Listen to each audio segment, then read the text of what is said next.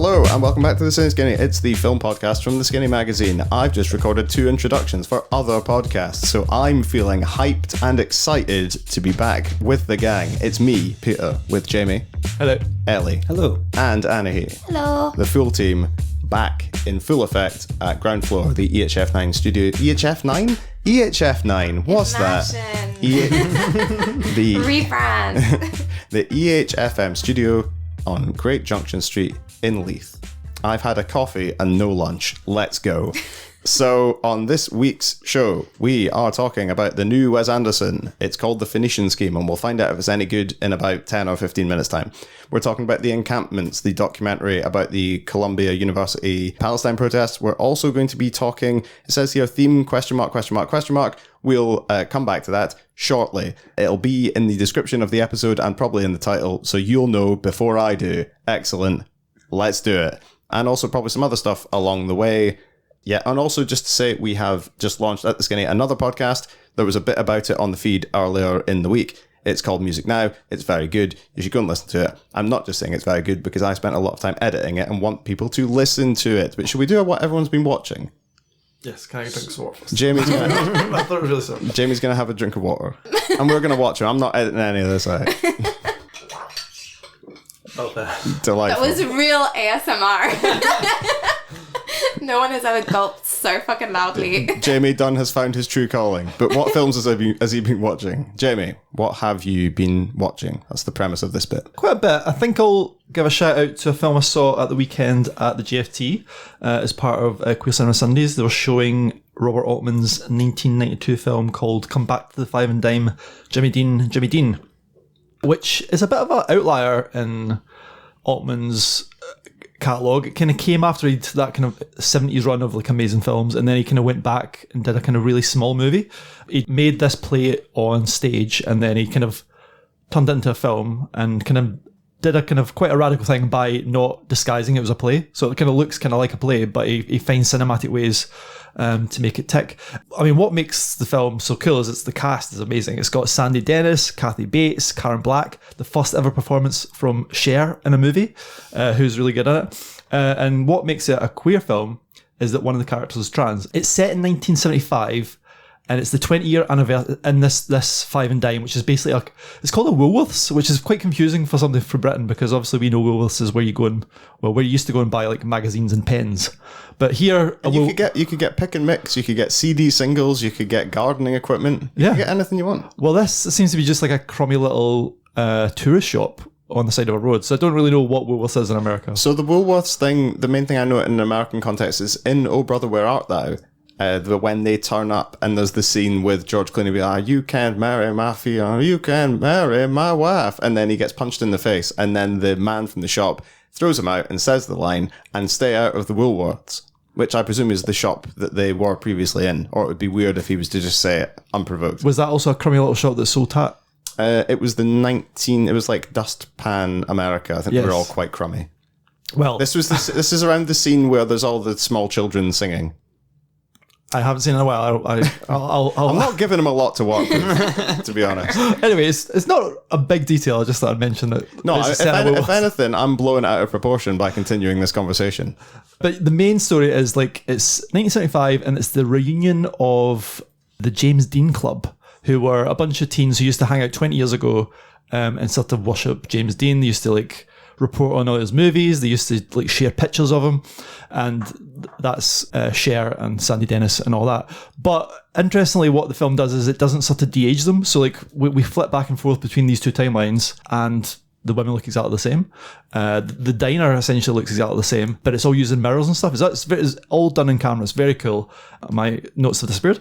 But yeah, I guess... You know what, Jamie? You're doing a good job without them. I say crack on. Yeah, it's because you just spent so much time talking about Woolworths. That's took me off tangent. Anyway, my point is... It's your fault. My point is, for a film made in 1982, it's actually quite sophisticated about the way it discusses trans issues. And I wouldn't tell you exactly what happens, but the film's essentially about nostalgia. It's about like how people get stuck in the past. There's a lot of these women who have stayed in town, haven't moved on. Some of them are still obsessed by James Dean and sort of haven't really got over his death. like back in 55.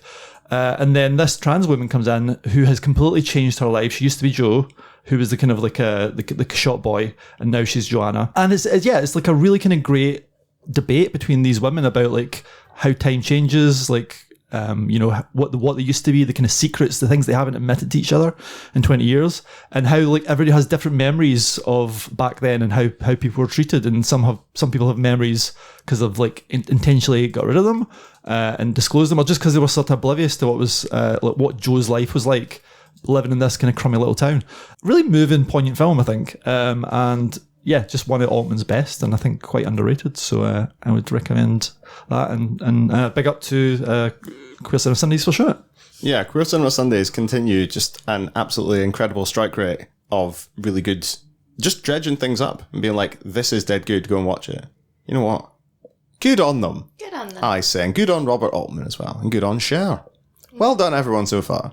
Ellie, what have you been watching? Who will I be congratulating next? I watched a bit of a random one. I watched a Nora Ephron film, her last film, I think, Julie and Julia, which is really, really nice. It's a really lovely film. I feel you're smiling. I don't know if that's... Oh, man. Sorry, just Meryl Streep's Julia Child is one of the best things it's very... You know what, Ellie, carry on. I'll see if I can get a Julia Child impression on deck in the time. Yes, please do, because it is kind of fantastic. I mean, the film's sort of in two plots, right? It's Julie and Julia. Julia Child is Meryl Streep, and her husband is Stanley Tucci. So if you thought that they had this really good kind of like combative, fucked up rivalry in The Devil Wears Prada, this is kind of the opposite, where they're really just like relationship goals. They're like really, really lovely to each other, and it's just so unbelievably entertaining to watch her like fawn around Paris doing this ridiculous voice the entire time. Her husband is called Paul, and when she receives news that the book that she has written will be published, or is it that she gets into the cordon bleu, or that the book's coming out, and she calls to Paul in the house, and she says, Paul. The other problem is the easiest thing to say in the Julia Child accent is the name Julia Child. Julia Child. It never gets tiring. I don't know. I don't know much about Julia Child. Like, I don't see a lot of Julia Child stuff, but I don't know. It somehow doesn't get grating when she does this absolutely ridiculous accent the entire way through. But the other plot of the film is about Julie, who is a blogger in like 2002, who sort of sets out to, create every single one of Julia Child's recipes in 1 year. This insanely ridiculous kind of ambitious scheme. But it's really, really... I was so fascinated by it because I love a good film about writing and kind of about the challenges of writing. And in particular, this seemed to so incisively look at the way in which like the internet has kind of changed writing. Like they even have a little scene where they decide that she's going to make a blog, and it's all about kind of like the liberation of the internet, how you don't need permission to go and put something out there, and like new audiences are emerging as a result of that and finding new and interesting things. And not to get too spoilery, it's quite like a light-hearted film, so I feel like it's not too severe to spoil anything, but Julia essentially learns that the real-life Julia Child in 2002 or whenever it's meant to be has read her blog and doesn't like it. And it's this huge sort of like emotional crux of the film where it's like, she idolizes this woman, this huge sort of like part of her life, and she doesn't really understand why. She just hears a rumor that Julia Child thinks this is like kind of an annoying blog. And it raises some really interesting like questions about the kind of... Yeah, like, again, with regards to the internet, everything is remixed, right? Like, it's not considered strange or kind of, like, impolite to take people's content and kind of make something new out of it. And I don't know, it's just, like, a really interesting film. Well, it was, I keep saying 2002. It's way later than 2002. Like, 2009 it came out. Don't know when it's meant to be set, though. 2002 is when it's set. So, like, yeah, sort of the onset of the internet and the way in which it's, kind of becoming this arena in which people are entitled to sort of remix the media of the 20th century, and that can kind of cause friction. It can kind of cause problems. Old-fashioned people look at that as some sort of infringement on their property or something like that. And that's really challenging, but we don't actually, we don't resolve it in the way that you might think like a normal sort of rom-com would, where we eventually do meet Julia Child and it all gets resolved and actually she realizes that this is to flatter her, not to insult her. Like, it's always just... in the ether, it's just something that we have to deal with. We don't get to meet Julia Child. We just hear that she doesn't approve, which again, it like creates a distance between these two characters instead of uniting them, which I just thought was really, really interesting and fundamentally a very fun watch, thanks to Meryl Streep. Excellent. Big up Nora Ephron. And big up Julia Child. Mm-hmm. Who else who's getting bigged up next? Annie, do you watch anything good recently that you could talk about for a minute? No, and I actually think this is becoming quite embarrassing for me. I did not watch a film for a month, like between the last films that I talked about. God, I wish that were me. Well, yeah, all I did was watch Taskmaster. And I feel there have been now enough times on the podcast where I've tried to intellectualize the shit TV that I'm watching, and I think we should just move on. There's nothing to say. I watched a lot of Taskmaster. Which series of Taskmaster are you watching? Oh, like so many. I watched like the Nish Kumar one, like 5.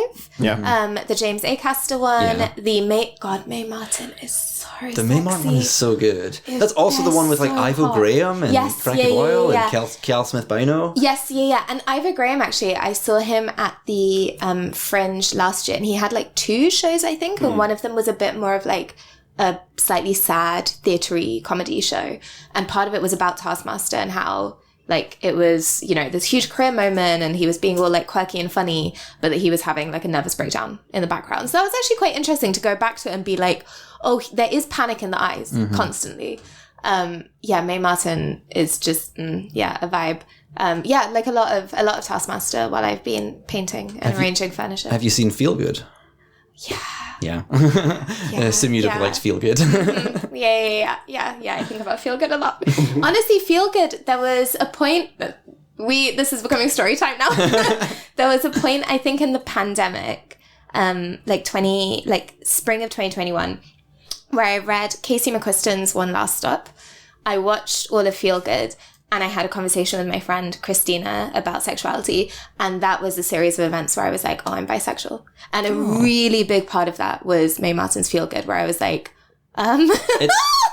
It's worth the switch. Yeah, it really, it was fucking crazy. Anyway, so that's what I've been doing. big up Mae Martin. Big up Mae Martin. Okay, so the Phoenician Scheme, first film this week. This is the new one from Wes Anderson, and I tell you what, it's got everybody in it. But we'll come on to who's in it shortly. What it's about is a wealthy and slightly enigmatic businessman, Zsa Corda, played by Benicio del Toro, who is up to some kind of large scheme, the Phoenician Scheme of the title, involving dams, railroads, and sundry business accomplices across a vast swathe of territory. If I'm being vague, it's because the film itself is quite vague in these regards, but it makes up for it by having every single fucker you've ever heard of in it. So let's see how many of them I can remember from memory. So it's got Benicio del Toro, Michael Cera, Riz Ahmed, Bryan Cranston, Scarlett Johansson, Tom Hanks, Bill Murray, Willem Dafoe, Jeffrey Wright, your French fella, your man with the mustache. Matthew Almeric. Well done for getting it from the French fella with the mustache. And who else is in it? We'll each try and see if we can remember one other person who's in it. Did you say Scarlett Johansson? I said Scarlett Johansson. Oh, okay. Richard Ayoade. Charlotte Gainsbourg. For a one line, I believe Charlotte Gainsbourg's in it. Jimmy, you got... I wasn't really paying attention. Well, suffice it to say, there's lots of famous people in this one, and it's another slice of late career Wes Anderson. But let's find out whether we think that is good, bad, or indifferent. I'll come to Ellie first, because neither of you or Jamie are paying attention to me. That's why. Ellie's locked in and locked on. I accidentally made eye contact. Oh, damn it! He's going to ask me to podcast again. Right. I'm trying to find things to wear for Pride. Right. You crack on. Ellie, what did you think of the Phoenician Scheme? I liked it. I had a really good time. There's no kind of doubt in my mind that Wes Anderson can amuse audiences, right? Like, the kind of complexity of these tableaus and also just how, like, precisely they're executed is just, like, really thorough filmmaking that's really good to watch. And also everything's always just so beautiful and, like, symmetrical and, you know, colours used so interestingly. But there is that kind of, like, I don't know, slightly snobby question where it's like, oh, but, you know, he's 12 films in, so he can amuse the audience, but can he challenge or can he reward them or something? Like, can he show that he's still advancing the capabilities of his craft? So I went in knowing mostly nothing, but I did find myself getting on board very, very quickly. On the last episode of the podcast, we talked about some Wes Anderson films, and I said that I've been watching Isle of Dogs, and what I liked about that is that it's kind of linear. It's kind of an odyssey. It goes from point A to point B, and I feel like that always sort of opens plots up to having, you know, interesting clashes between quite like big heady concepts.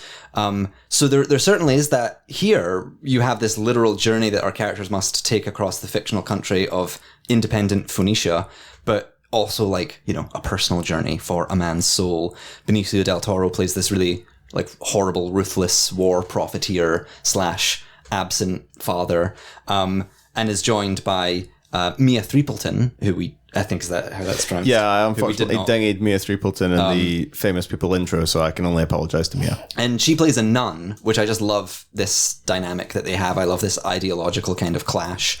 It makes them very unlikely travelling companions, so there's a lot that you can kind of do to kind of keep it really watchable throughout. You throw Michael Cera in there and you've got yourself like a nice little adventuring party. And I was saying on our way here, like, it's always a surprise to me that Michael Cera hasn't really worked with Wes Anderson before, because he has that timing and he has that kind of like powerful, sort of awkward, mumbling, like slightly like, you know, straight-faced delivery that works really well with Anderson's timing. But I would have to say, as much as I enjoyed Del Toro and Threapleton's characters and this kind of like ideological difference between them, the film kind of keeps pointing you to this like great emotional gulf between them that needs repaired, or that will repair over the course of the film.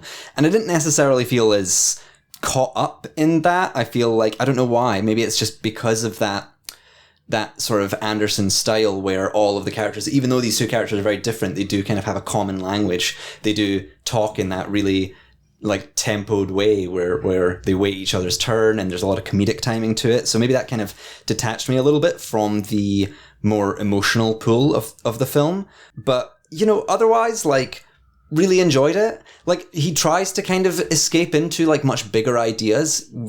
We see him kind of like, I don't know, Benicio del Toro in the afterlife or whatever, like confronting God and this sort of strange, much more pared down setting than we've ever seen Anderson do, which I, again, found really interesting and kind of like sometimes really entertaining, those scenes, but just didn't necessarily like hit me with the enormity of the theme that he was trying to approach. So I did have a really good time, but you know, it doesn't necessarily feel that it's like leaps and bounds ahead. People always talked about Asteroid City last year being a bit of a return to form, and I think he's on form. It's just that he's not necessarily superseding what people expect. Yeah. Jamie, what did you think of it? I was kind of pleasantly surprised, actually. I think because I just heard kind of mixed reviews from it out of Cannes. I think some people were like thought it was like a kind of like quite an average one. I think I agree that it's not kind of advancing as much, but I kind of liked that. I liked it was a bit more kind of. What's different is actually it's one of the first ones in a while where it's had a main character. Like Benicio del Toro is definitely the main character. It's not like the other films where it's much more of an ensemble piece and like you get the characters get a bit lost. I kind of liked the fact that it was maybe the last time that happened is Grand Budapest, maybe, where we feel you've got a really solid main character who you're following, and that's what this feels like. So to me, that was a good sort of departure from his kind of more kind of, you know, kind of very intricate like story within story style. And I thought we were going to get at one point his character, what is it, Corda? His character, Jaja Corda. He introduces all these other characters via boxes. He lays out all these kind of shoe boxes on the floor, and it's a very kind of Wes Anderson scene where it's shot from above, and we're introduced to all the characters who are always kind of business partners in this kind of like grand industrial scheme he's got planned. And I thought, oh god, is this going to be just loads of little stories, loads of little characters? But no, it actually kind of sidelines all those characters. They come in and they have like little moments, but actually it follows him. So I was really pleased with that. It also seems quite current. I don't know if this is a complete accident, but you know, it's a film about a really rich man who's trying to use his resources to reshape the world. That feels very current. It's about a cabal of nations trying to interfere with like another country, which feels very current. And it's about tariffs. Like a big plot point is like the cost of like rivets. And that's like what drives the whole plot. So it's actually, it doesn't, on paper, this does not sound like something that would be like a Wes Anderson interest. But yeah, that was kind of interesting to me. I thought it was also incredibly beautiful. Like I thought there's a couple of shots in here that were jaw-dropping. There's a scene that he comes back to. I think it's the opening credits, but it also comes back a few times of Corda in his bath from above. Like it's like a real kind of like Kubrick style shot of a bathroom from above. And him just lying in the bath. I think he's usually eating like getting served like his breakfast, but yeah, it's usually in slow motion. Just gorgeous. And those afterlife scenes, like he keeps like the whole joke is like people keep trying to kill him, and he has like all these 9 lives, but every time somebody tries to assassinate him, or he's in a plane crash, or he like gets hurt or poisoned, he kind of flashes to meet either like God at one point, or just like he's in the afterlife and he's trying to like say, give me a bit more time. I thought those scenes were great. It's a bit like, I guess, like Powell and Pressburger, kind of a matter of life and death, but like as if it was shot by Tarkovsky. Like it's really, really unlike a lot of things I've seen. And yeah, I appreciated the kind of pared back story. It has a lot of globetrotting, but we really stick with these kind of three main characters. I thought, is it Maya Threapleton, who's Kate Winslet's daughter? Which is like a big shock to me. But you can kind of see it actually. She's got kind of a similar... They sound exactly the same. Yeah, they have it's like the a... voice. Yeah, I only found out later, but yeah, I can see that. She's really great. She's one of the better Wes Anderson female characters, because so often his female characters are just really...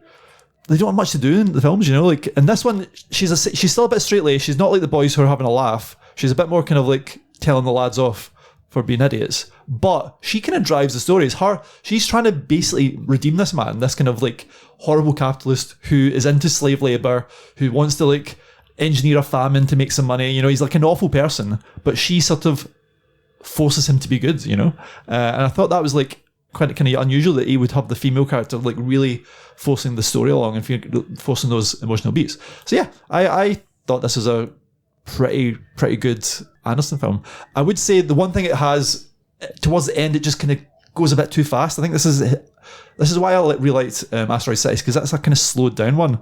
It's like all in one setting. There's no kind of globe trotting. There's no rushing around from city to city. So there's time to breathe there. Whereas this one is a rush at the end. And I really kind of wish it... The best scenes are when they slow down and it's just like people chatting in a room, you know? Yeah. Has Wes Anderson ever done any real TV work? I feel like he would really suit a kind of like slightly esoteric series where you could just have a bunch of different episodes with all of his famous friends and then they were all telling one big story. Because it does sometimes feel like with these films watching a full box set on fast forward.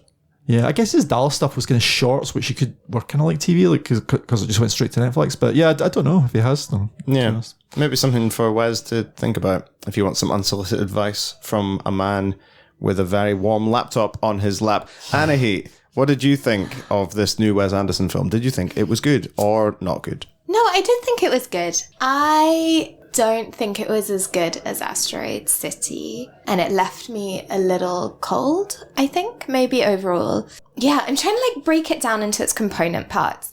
I think the performances were really, really fucking great. Michael Cera is so funny. There's that like moment halfway through where he becomes sexy and you're like, wait a second. He's kind of sexy before then as well. Like he's beyond. Because he's called Bjorn. It's called Bjorn.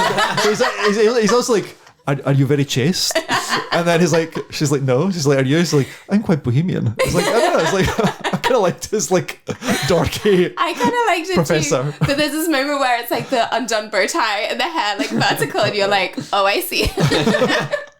So he was like really, really good. She was great. Like Mia Threapleton. Yeah, so I had these really, really, really strong performances, which I really loved. Really good, like, visual humor. Like, all of these, kind of like that, yeah, that's Michael Cera moment, but just loads of, there are these, like, books that Jar Jar is reading like, just so much attention to detail, which, like, Wes Anderson is obviously so good at. And so it builds this really funny visual language, which I really, really loved. I came out of the cinema with my friend, and I was like, oh, I'm going to sound really stupid. And she's really like, she's always quite together. So I was like, this is going to be really embarrassing. But I was like, I liked it. I didn't really have a clue what was going on at any one point. And she was like, yeah, me either. I'm going to go home and Google the plot. I was like, oh, thank God. And it was just, I could like follow that they were doing something, but I couldn't really follow what was happening, if that made sense. Like, I didn't really understand the internal logic. Yeah, because it was weird, because the whole thing with the... so basically he gets kind of stitched up by this backroom group of kind of like investors and the American government and stuff. And they are the ones who orchestrate a rise in the price of the materials that he needs to do this big infrastructure project, which leads him to need to go around and ask people for money to make up the difference. But the problem is that is like... It's like, if they had just done that and been like, that's the MacGuffin established, like, he has to go and do this for reasons, but then they don't actually establish what the this is either. So he's got to go and do thing for reason. And it's like, I appreciated it on the one hand, because it meant that the film was over this is not negative. The film was over comparatively quickly because they didn't waste 20 minutes trying to explain the finer points of dam design. They were just sort of like, infrastructure, it's roads, it's dams, it's stuff that boats go in. I thought the main idea is like, because the governments have screwed him over, he's got a big gap in his budget, and he just has to fill it by screwing over his friends. Yeah, but so he has to go and like renegotiate every contract, and he does it by like kind of like essentially first trying to cheat them over, and then he does several things that make them agree to like pay a little bit of it. So it's just I think what Anahit's saying is that they go so far as to almost gloss over what the actual plan is altogether. Like, it was one of those things where I was like, okay, clearly what is happening is in some way there's not enough money, and he's going around trying to either con or swindle or whatever people for. Like, I could follow it at that level, but I think maybe it's just I'm very bad with money. I find like economic stuff really hard to wrap my head around. So maybe it is just, but there was just like a sense, I didn't find it very easy to follow. It's not a little bit like the Suez crisis? Is that not kind of what it's kind of referencing a little bit? Like, I could not even describe that to you though. Yeah, like me neither, but I know it's the idea of like countries, a country trying to like improve its infrastructure to make money, but then other people thinking, hey, that's going to get into our bottom line, so we're going to interfere. Yeah. But it just felt a bit, I don't know. Yeah. And because he also makes like such zippily paced films, you're just a bit like, okay, I can follow along for the sake, but I can't really. And that then actually made the emotional through line for me like a little bit harder to kind of maintain. Whereas I think Asteroid City had like this really strong kind of, like emotional, like, what is it, like family dynamic. And we talked about this a little bit in the last podcast, how he does that really, really well. And I just found it a little bit distant, I guess, this time. So like, I really appreciate, like, it was very fun. I enjoyed watching it. I didn't really understand what was happening. I do think that it is maybe one of his more political rather than emotional films. And that I did find interesting.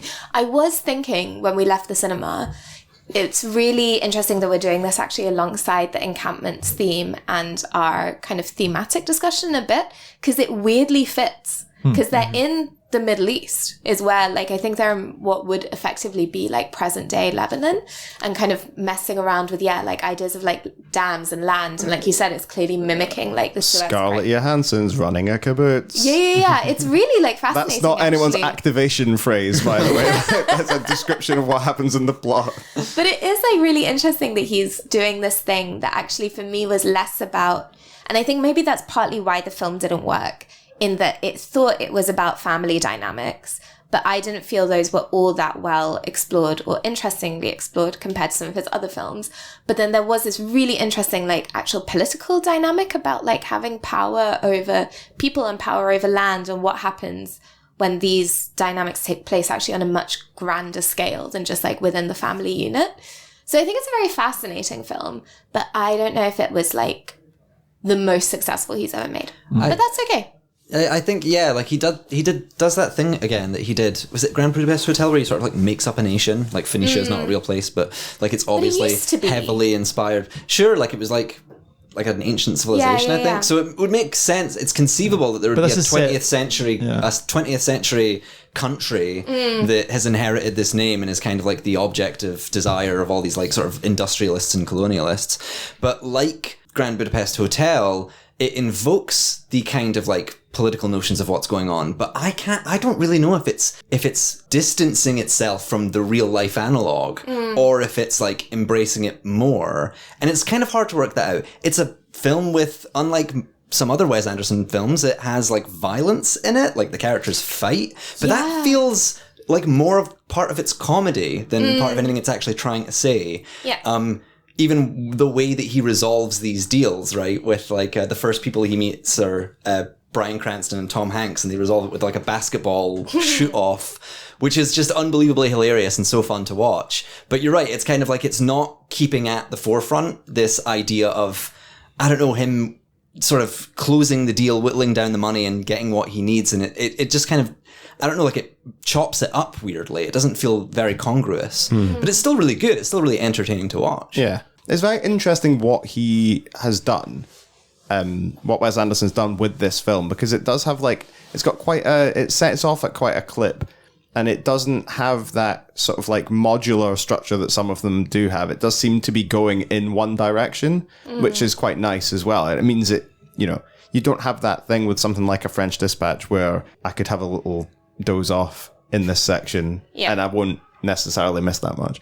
Whereas, like, if you were to have a little doze off in the middle of this, you would still be going in the same direction. Be like, how the hell did we get here? What happened with that motorway section, etc., etc. But yeah, I think it's pretty good. But how good? Anything else? Well, we need to do. Well, I'm getting to it. How good out of 5, Anahi? Seeing as you've startled me. Marks out of 5. Go I on. would say 3.5. Nice, Ellie. I would also say 3.5. Jamie. I mean, I was going to say 3.5, but I feel like I was much more positive than everyone else. What's going on? I think it's 3.5. Really good Wes Anderson film. Nice. I think my 3.5 is not that it was bad. It's just not one of his 5-star films, I guess, is sort of where See, I think he's only made one 5-star film, so that's why I'm. Which one would you say that is? Well, Rushmore, I think we said is my Oh, favorite. yeah. I think there have been other 5, and then quite a few 4.5 stars, whereas I think this is not of that echelon. Sorry, Peter. I would say it's a 4, mainly, well, not mainly, but largely based on Michael Cera's Swedish accent. He's great. It's nice when he brings on new people. Like, I feel like, although some people I don't like as much, like Benedict Cumberbatch, is he that good in this? I don't know. Cumberbatch was like pushing too hard at the thing of like Cumberbatch looked like he was in a panto, Yeah. whereas like Michael Cera looked like he was in an advert for some very like nice and practical trousers. Yes. Did we mention Riz Ahmed's in here? This as well. For Yeah, a Also short, sexy. a short Riz Ahmed's very, very good good. in this. You got to have some turnover in the cast, I think. There's got to be, or you could just like eventually get to the point where there's just every single actor. Is it? You know how people used to think there was going to be like a kind of singularity in films where like everything would get subsumed by like Marvel or Disney. I think actually Wes Anderson's coming for it, and eventually one day you'll put on a film and every actor will be in it, and it will go on forever. Something to look forward to, eh? So yeah, Phoenician Scheme is out now. You can go and see it in the cinema. Okay, second film this week is The Encampments, which is a documentary by Michael Workman. It is about the Columbia University Gaza Solidarity Encampment, which became, I would say, the focus of, for about 2 days, the focus of the world's media attention, which there's an irony in there to begin with, but I'm sure we'll discuss that shortly. So this is a documentary about the Columbia encampment and various and you know what, I'm just going to throw to Annie because she's seen it and I haven't. Tell me more about this film that we're talking about. Yeah, so this film is about, there were a series of university encampments, essentially like occupations of university buildings and like quads and things that began with Columbia in the US and spread over the US, and also like there was one in Edinburgh, there was one like I think kind of globally in lots and lots of like cities and universities that was protesting the genocide in Gaza, but specifically universities like, what is the word, complicity within the genocide. So looking at the ways that they all invest in particular companies that provide the sale of arms, which is a sentence that is normal to say these days, that a university is involved in arms dealerships. But I think most of them aren't. So they were kind of working to try and get these universities to divest, and through that setting up these encampments. And the Columbia one particularly became very famous because it was the first one that happened. And it was also strikingly when the US called in the National Guard against a bunch of children sitting in universities' buildings. And the other thing that has to be noted as well is that Columbia was also a kind of flashpoint and a big talking point because Columbia University is in New York. Yes. So that was an element of it as well, is that like it was one of the most famous cities on the planet where lots of media and people are, and lots of movers and shakers are. And the student encampment there became the focal, like you said, the focal point of what was like a global student movement. Yes. I love this film. I think it is absolutely fucking incredible. I find it a little bit hard to talk about the filmmaking divorced from its politics, and I think actually it's not really possible to do that necessarily, so I'll probably be like talking a little bit about like both in a way. I think one thing I found very striking about that time and that period, that cursed period that is still continuing, was it was one of the most like potent examples of how like empire works, right? That you have this genocide that's happening, and you have these Western countries shipping bombs over to allow this genocide to happen. And in order to facilitate that, they are willing to call in the army on their own citizens. Like that is like the extent to which like empire will protect itself. And I think what this film does really, really well is it joins up all of these different points.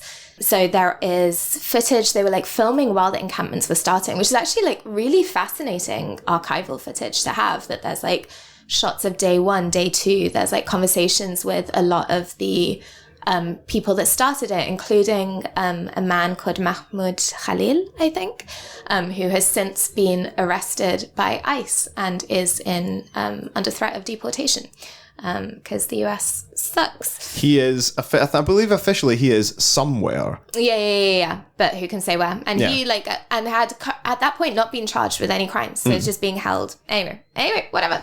But they have like conversations, I assume, before his arrest, like these talking head pieces like with him.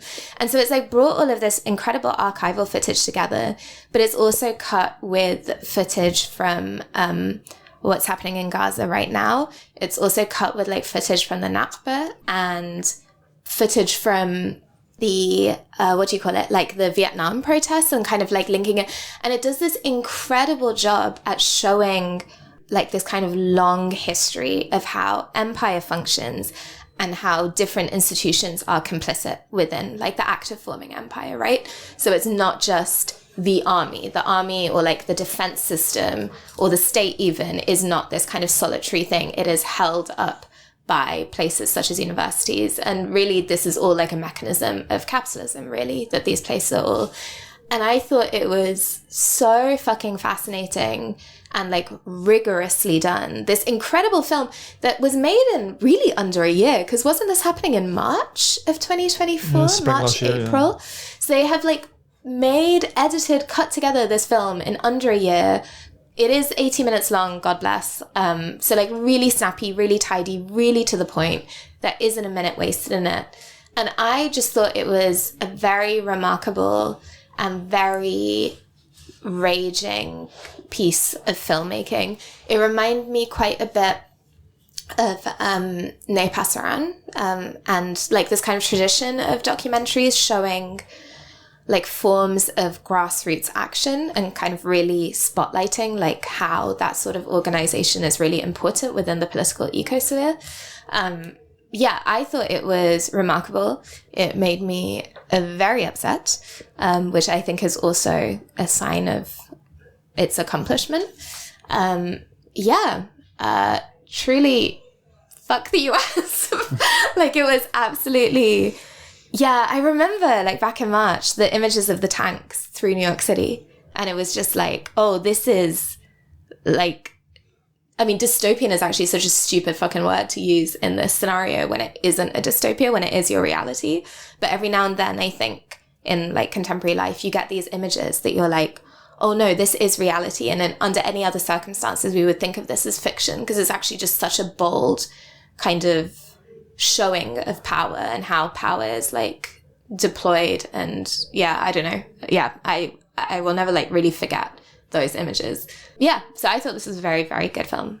I also really liked it. I thought it was really, really effective. And like you say, like it's sort of a topic that people already have like a really personal connection to, and that we all, as Peter said, like the focus of the world news. So it's something that everyone has some level of familiarity with, but I really appreciated how much I learned from it, though how much, was already familiar. I was kind of trying to like pick it apart in my mind, and it occurred to me that the documentary kind of takes place across 3 settings. The first settings being university campuses like the University of Columbia, where you see how the campus changes. You see the setting of the encampment being a thing that evolves from day 1 to day 11, and how it at times is quite scattered and defeated, and at times quite organised and well put together, but then also this archival footage of the exact same spaces that were occupied in the 60s by students protesting the Vietnam War. So there's a great kind of like historicity there, but then its other setting, or its second setting, is encampments in Gaza, or areas in Gaza that are under bombardment. Whereas the university campuses provide a lot of the information, the sort of factual side of things, like the images that we see from Gaza provide like a lot of the emotional rawness of the documentary. in a really, really effective way. And you can see, you know, stark differences in the way of life between these two different types of encampments. But at the same time, there is kind of a shared kinship. There is kind of like a shared spirit in a way. You do also see lots of footage of children waving signs and saying thank you to, you know, the other side of the world, and the ways in which it is shown that people still care about them. But then the only other place that we kind of take place in this documentary, the only third setting, is like newsrooms, where these incredibly like high budget newsrooms where there's just like a bunch of idiots in suits sitting around. And this is what to me is so interesting about the film, because you're right, it's very difficult to divorce the intense and complicated politics of it from the filmmaking efforts. It is in a way like a documentary about the genocide in Gaza and how people are reacting to it, how people are responding to it. But also at the same time, it is a documentary about the media and about the fallacies of mainstream media. And when you think about it, like what you get to see displayed across these like different settings is like, I don't really know, but University of Columbia must be one of the most prodigious academic institutions in the world, right? And arguably one of the most selective. So you have people in this incredibly like high attaining university who have essentially put themselves in debt for life for the opportunity to study in these incredibly like useful resources. They're studying law, and they're studying economics, and they're studying international relations, and you get to see them put their learning in practice by like interpreting the policies and bylaws of the university and, you know, coming together, organizing, sharing their knowledge. And then you cut to these people sitting around on like, I don't know, American news networks being like, oh, they're just kids who are like, don't know what they're doing, or they've just, they're confused, or they've made a mistake. And it's so unbelievably unconvincing. And I think that's kind of what the heart of it is. It's like really piercing a hole in the way that the world responded to this and the failures of mainstream media to talk about this seriously. So in one way, yeah, like there is this intense, like, you know, there's a lot to learn politically from this film about the world situation, which I think loads and loads of people appreciate. But also it is like highlighting that this is a time where not just are we like confronting massive violence, but people are reckoning with the inefficacy of like the mainstream media infrastructure. Or not even the inefficacy, like the absolute deliberate kind of, the way that actually, like you're absolutely right, that it does not cover this in any meaningful way. And that's because it is intended not to. And that you have these kind of various institutions that, yeah, like the media absolutely is like on par with the university in that it is intentionally trying to bring this system down, right? And you have like so many accusations of anti-Semitism. There is this remarkable moment where someone is interviewing, I think, Mahmoud, and are like, oh yeah, what would you say about like students that feel unsafe? You just see his fucking face go like, oh, for God's sake, not this fucking question like again. It does one task in showing that this mainstream media and its coverage is largely propaganda, but it succeeds in another subtler task of showing that the propaganda is really ineffective. It's shit propaganda. It's deeply unconvincing. So there's a lot to get out of this documentary. It's very, for its runtime, incredibly meaty and discursive, and I really, really liked it. Yeah, and the propaganda is not just coming from like Fox News, like it's like across the board. It's Biden is there at one point started condemning them. Yeah, we need law and order. Like, we are not a totalitarian. That was an insane soundbite. We are not a totalitarian state. You can have your say, but we also must have order in this country. And it's definitely important this is happening at Columbia as well. Your Columbia, like we have students say they go to Columbia because this is the university that has the human rights, the great human rights course. You know, it's like literally preaching this stuff. And what they're asking for is essentially they're giving the university the opportunity to take the moral high ground, to not, I mean, it's the demands are not crazy. Like it's just don't invest in bombs, essentially. That's all they're asking. So the question is not unreasonable, and the fact that the university is even now, you know, you can go to the university and you can go on tours. Well, before now you can't anymore because of it's all locked down, but before you could go on tours and learn about the protesters in Vietnam, many of whom are now actually in the faculty working there, which is crazy. It's like they do not learn from the past. The fact this is repeating itself, and I mean, clearly now they realise they're on the wrong side of history. And they're doing it again is what's shocking. And yeah, it's like, I mean, I think the film is quite simplistic. Like, I don't think we would say it's like amazing filmmaking, but it's very powerful and very urgent and just well put together. Like just the fact they have this footage, they use it in such interesting ways. So like you say, when you go to the newsrooms and they're claiming they're anti-Semitic, then you come back to the encampment and they're literally having Shabbat with like all the students are like like nobody mentions this, that like half the students here are Jewish, and like there's no kind of like even hint of anti-Semitic attitudes. So like, yeah, it's just so frustrating. It really lays bare the shocking hypocrisy, the gaslighting. One of the most chilling moments was when we have the dean or the president of the university come out, and it's gaslighting 101. What she's saying is like just so opposite of what we've seen. It's the fact that people can just lie through their teeth to keep the status quo. Like it is a dystopia. The way it's put together. I loved going back using the archive. Showing the kind of history. I think maybe my one complaint is maybe having more of that. I think it does spend a lot of time in the encampment, and it's a lot of like, just showing the students kind of singing and sort of praying and stuff like that's great. But like, I feel like actually we could have done a bit more of put it in context. And I like some of the more moving moments. For example, the young girl who they named the hall after, is it Hind? Hind. That phone call is like shocking. It's like, so like the film has got like some real kind of resonance. I think some real, and obviously the sad thing is, even though it's an urgent film that's made so quickly, like, time is like out past it, because like, Trump is now in charge, and he's went after Colombia, and how hilarious that Colombia capitulated so easily to Trump's demands and look so weak in the face of what he asked for. But then when these students ask for something as simple as, don't support genocide, like they can't do it. So like Colombia, as an institution, I don't know how it can come back from this, really. But it's all universities, right? Like it's all... not all universities have capitulated so easily to Trump. Like, so you could say a lot of universities are complicit and like, and haven't divested from these companies, but they, I think some universities didn't treat their students as badly as this. They didn't let the NYPD cops come in and beat them up. Like the fact that no one said a word, there was no kind of protest from the university at all. In fact, they encouraged it. They were in cahoots with the NYPD. Like, it was pretty shocking to me.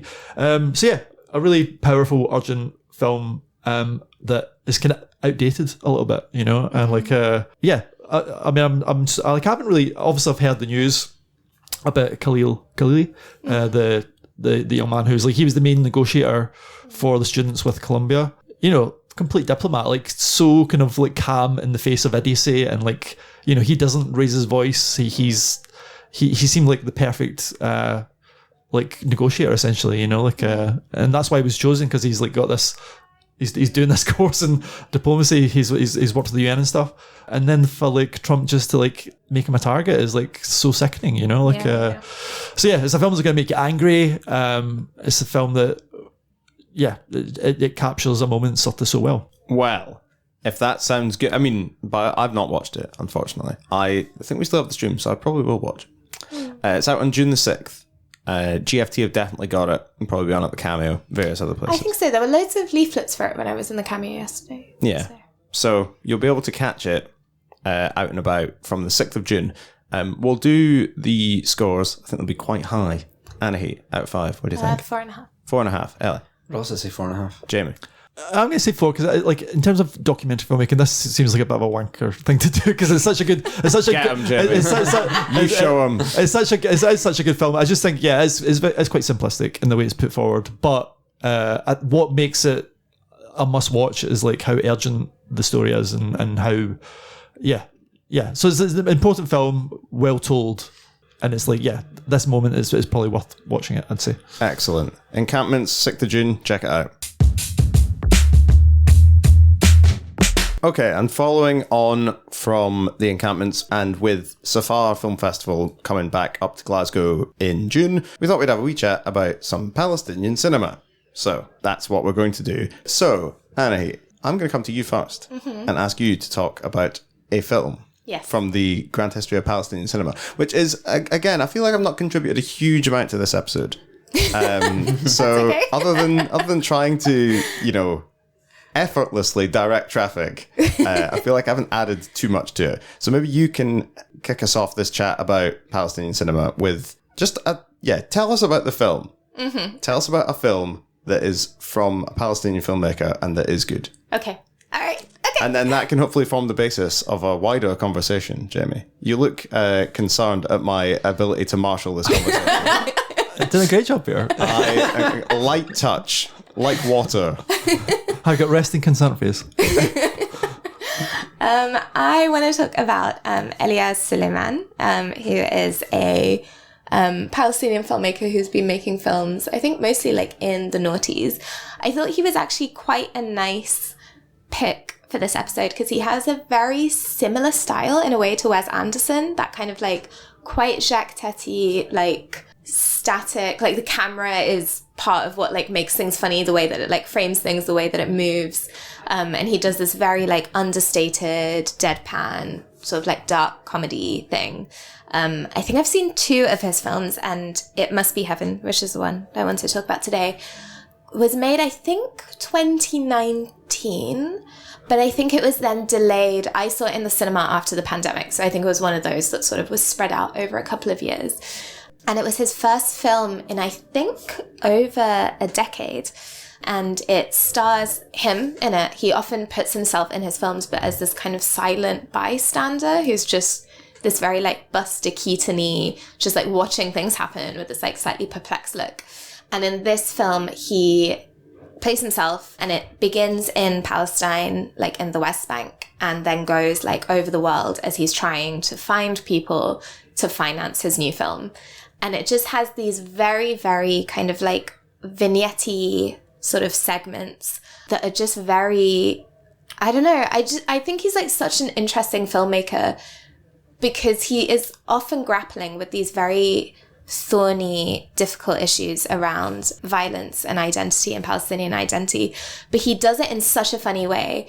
And in this film, that sort of commentary around his films and that sort of juxtaposition is brought to the forefront, where he's going around asking people to help finance his film. And everyone is like, this film does not sound Palestinian enough because it's funny. And actually, shouldn't it just be like quite dark and quite weird? And he's like, well, he doesn't actually really say anything. I think he says 3 words in the whole film. But he always has this like very kind of like static, almost like Shaun the Sheepy look on his face, where he's just like quite like blank in response to this. And it's a really interesting film about like how we imagine places under conflict, and how when those places become so wrapped up in narratives of like violence and dispossession, who then has the agency to kind of either shift that narrative or talk about it in the way that they want. I saw it at the Film House in, I think 2021. There's this one has like all of these little cameos in it. And there's this one cameo with Gael Garcia Bernal where he's like getting introduced to Elias Suleiman, and someone's like, oh, he's like making a comedy about the like peace in the Middle East. And Gael Garcia Bernal goes, well, that's already funny. And I was the only person that laughed at the cinema screen. I was like, oh my God, white people have to lighten up. Like objectively good. And yeah, it kind of like does this sort of thinking about, I guess like who has the right to their story and how they portray it. It has a really, really gorgeous ending scene. I think when he ends up back, I think in Nazareth, that like takes place in this queer club. Yeah, it's just like a really beautiful film. I just really, really like him. Yeah, I think that's a really good one to start with, because I think you're right that like there is sometimes a tendency to think that like, that film from fraught place must be fraud. Yeah, yeah. Weirdly brings me to mind other people who have been the subject of much news coverage recently, Kneecap. Yes. And the way that the Kneecap film is actually quite interesting about how you would think telling a story from Belfast, it's got to be about the UVF. And it's got to be about like not being able to take a bus in that direction. Whereas actually it's just about doing loads and loads of cocaine and being good at rapping. So yeah, it's like a good one to start off with, because I think like what we'll probably find over the course of this is a bunch of different ways that Palestinian film, much as with filmmakers from anywhere, lots of different ways to do it. Lots of different ways to make films good. There's this like bit, I think that like, I think he pulls a lot from his own experience. And there was this Sight and Sound interview that I found when this film came out, that when, Gael Garcia Bernal, I think actually he introduced him to the producer who says that. But that kind of exchange. And apparently it was a moment based on when he was introduced to Clint Eastwood, like a big Warner Brothers producer introduced him to Clint Eastwood, and the head of Warner Brothers was like, he's Palestinian but he makes funny films, and Clint Eastwood apparently winked at him and was like, well, shit happens. Didn't think I'd be saying this, but big up Clint Eastwood. The hits just keep on coming. Ellie, what have you got for us? Well, I wasn't really following Cannes, but I did see that there was a Directors Award won by Tarzan and Arab Nassar, the Nassar brothers, who are identical twin brother directors from Palestine. Fun when identical twin brothers do things together. Isn't that nice? But this film that they've won an award for, Once Upon a Time in Gaza, just sounds really, really interesting. It seems like a sort of stripped back Western set in Gaza, and it was kind of like conceived before October 7th, but something that like actually October 7th sort of makes it seem more urgent somehow. So like, I don't know, it just seems really, really interesting. So I decided to kind of check out their other stuff. They had a film back in 2020 called Gaza Mon Amour, and this is a rom-com set in Gaza. It tells the story of Issa, who is a fisherman who catches in his net a sunken ancient Greek statue of the god Apollo as a, is it Kouros? Which is like ancient Greek for twink. Like, but like... And the ancient Greeks would know. Yeah. And although it's never like outwardly discussed, it's not something that the characters actually refer to. It's just a little thing that happens, but it seems to have an almost magical effect. Him discovering this statue and then accidentally snapping off its phallus, of kind of like giving him like a bit of a the confidence boost. He gets set on determining to like actually ask out this woman at the market that he has a big crush on, and it's a really sweet and really, really funny film. Obviously, it being made and set in 2020, unfortunately, like Gaza today is unrecognizable than how it was 5 years ago. But the film is just trying to kind of like show a very humanizing story, trying to give an insight into the sort of the people in the place that now like so many are trying to save. And the way that it does that, it's kind of like corridor into humanity is through humor. It is really funny. I mean, Issa is just this adorable old man. He's not like a sort of, you know, daring romantic lead at all. He sort of just dances like a weirdo when he's like cooking fish in his flat. You know, there's a scene where it's like a police officer or someone is like driving him somewhere and says, your perfume is good, but you've put a little bit too much on it. I can't taste the falafel in my sandwich anymore. And then like 20 minutes later we see him getting ready for the day and he just loads himself up with perfume. Like he has not taken the note.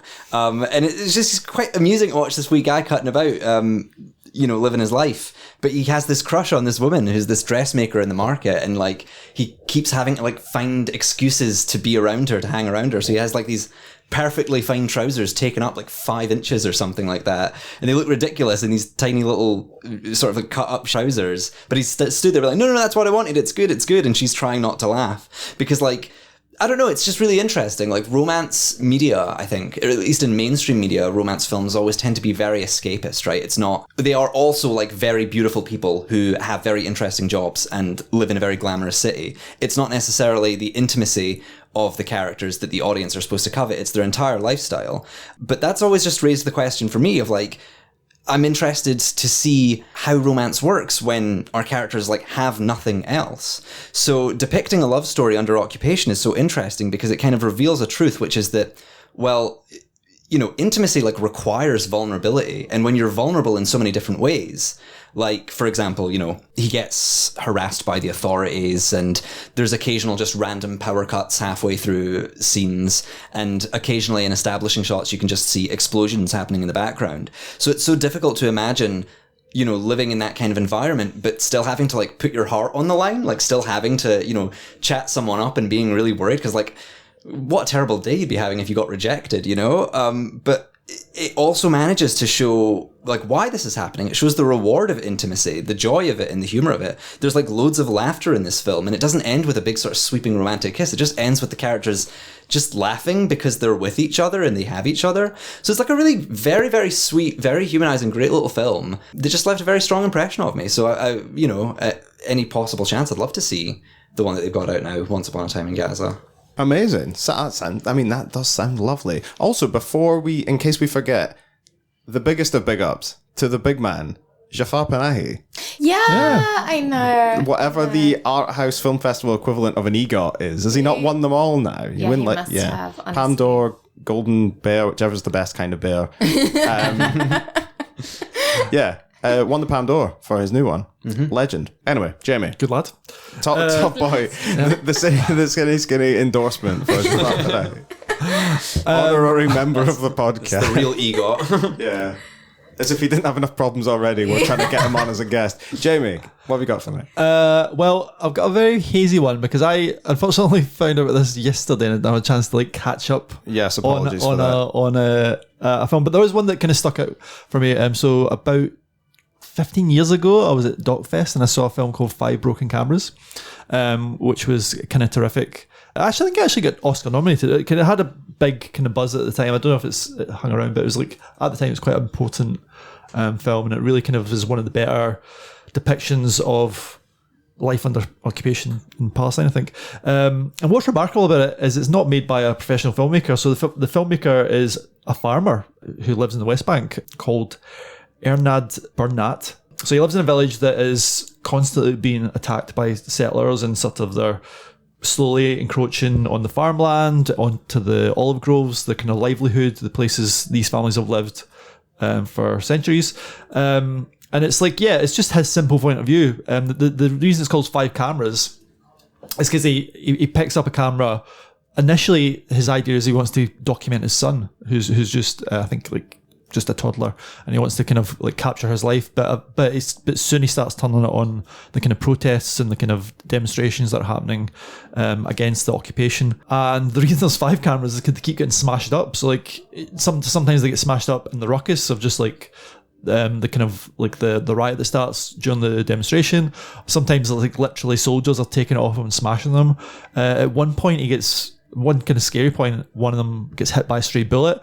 But it's just one of the better, I think, because it's literally, so often, it's a filmmaker going into a place to make the story.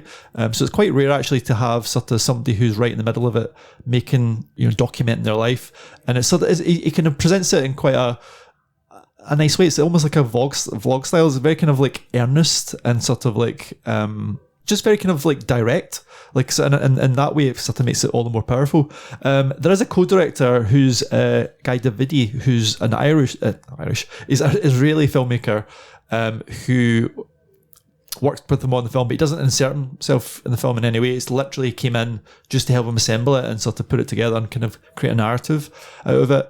Really powerful. There's a few we meet these kind of wonderful characters in the village. There's this kind of gentle giant who all the kids love, and he's really sweet to them, and they all kind of look up to him. And unfortunately, he's one of the people who's shot by the IDF. We meet his wife, who's sort of so worried because he's using this kind of camera as a kind of protest, but it's also put him in the firing line. He's she's worried for him. It's a film that just shows even the simple act of just recording this stuff is important. We need to get these images out there. I think we've seen recently just how important people on the ground in Gaza documenting this have been, just because we as we mentioned earlier, how complicit the media have been in not getting these images out quick enough, not showing the full story, feeling they have to give a balanced view, and the balanced view doesn't exist. So to show a film directly from somebody who's in this situation's point of view, not to try and give a balanced account, I think is important. And it's it's a really powerful film. I think it's just on YouTube, but it's the kind of film that it sometimes turns up in Channel 4. I think sort of maybe Channel 4 or BBC bought it, and it does turn up quite often on TV. And if you get a chance to watch it, it's just incredibly powerful. I mean, we're kind of saturated with these images. We see images of destruction in Gaza every day, but this is coming directly from a person who's just trying to pay homage to his fellow villagers who are trying to fight back. So really important film. And it's also a film with family, it's actually really moving, because it actually does document his family as well. And it's it gives you an inkling of what it's like to grow up in this kind of situation where it's hard to have a proper childhood. You see his young kid he's old before his time because he's surrounded by violence and sort of terror. So really moving film. Sorry I brought it down after the two kind of sweet funny movies. I think maybe watch those as for palate cleansers, but this is the kind of more kind of tough Palestine film, but it's really good. Yeah, I mean, it sounds what this little snapshot shows is that there's plenty of as with any group of people, whether it's a nation, community, city, whatever, you got different voices, different ideas, different ways of And I think it's important always in these kind of conversations to remember that like there are as many different kind of expressions coming out of places like this as are able to come out of them. Yeah. So there was a fact I forgot to mention about this film because when it got nominated for the Oscar, the Oscars made a mistake by describing it as the Palestinian entry. And then that got loads of people upset because obviously loads of people would not like to recognise Palestine as a country. So there was like a whole debate about what it should be called after it got the nomination, even though it'd been nominated for loads of awards as a Palestinian entry. So yeah, also like just how it can, by just making these films and sort of, by people seeing them and getting them Oscar nominations, it can actually be important just to like actually just for the people of Palestine just to say like, yeah, your country's been recognised in these major awards. Yeah, and to kind of force people's hand to recognise, like to acknowledge that this place is a real place. Mm-hmm. Because it's like, oh, but what do we do? Which form shall I put it in on which box shall I tick on the spreadsheet? Guess we're going to have to recognise Palestine now. My hand's been forced by this farmer / documentary filmmaker. If only life were that easy. Anyway, those 3 good Palestinian films. There's 2 things in the SAFAR Film Festival, which is a kind of like touring Arab film festival that's coming back in June that I wanted to flag up. So one of them is a documentary called A State of Passion, which is by Carol Mansour and Muna Khalid, and it is about Dr. Hassan Abu Sittah, who is a British Palestinian surgeon who went out to Al-Shifa and Al-Ali hospitals in Gaza to work as a surgeon during the kind of like mega bombardment. Fun fact, he is the rector of Glasgow University. So Glasgow Uni students, big up them as well. And big up Dr. Abu Sittah. Big up everybody. Not everybody, but you know what I mean. So that is playing at GFT on the 24th of June, and there's a Q&A, I believe, with the filmmakers afterwards. So that is one thing to look out for. And then there is also a kind of double bill of shorts called Unspoken Silences, which is about kind of reclaiming archive material and reinterpreting archive material. So it is a 2-parter.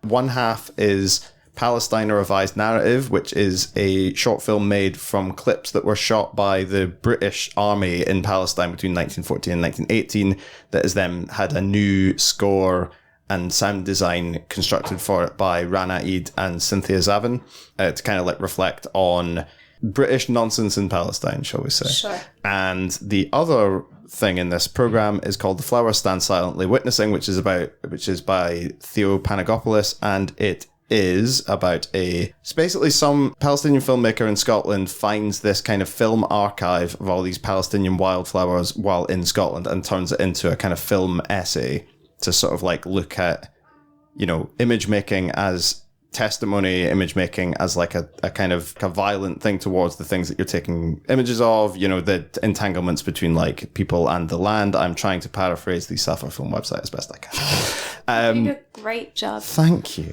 That is on the 25th of June. And the broader SAFAR program has loads of really interesting stuff from across Arab cinema. It is on kind of throughout June. It's touring around, lots of stuff in London, lots of stuff at the GFT, Hyde Park Picture House in Leeds, a bunch of other places like around, like, I think mostly in Scotland it's at GFT. So that is SAFAR if you're interested in that. And I think that actually that's probably about us for today, unless you want to say something. No, Vicky from Bikini Body was just gesturing at me with sign language I did not understand. Oh, okay, let's probably wrap it up. You've got 10 minutes. Yeah. Cool. Right, thanks, Ellie. Thank you. Thank you, Jamie. Cheers, Anna. Thank you. Right, we're going to have to get out of the studio. We'll be back in a couple of weeks with an interview with John McClane from the Beta Band about his new film Tornado, and then we'll be back with another proper episode the week after that. So that's the plan. Sorted. All good. Everyone's happy. Let's leave the studio. Okay. Goodbye. Bye.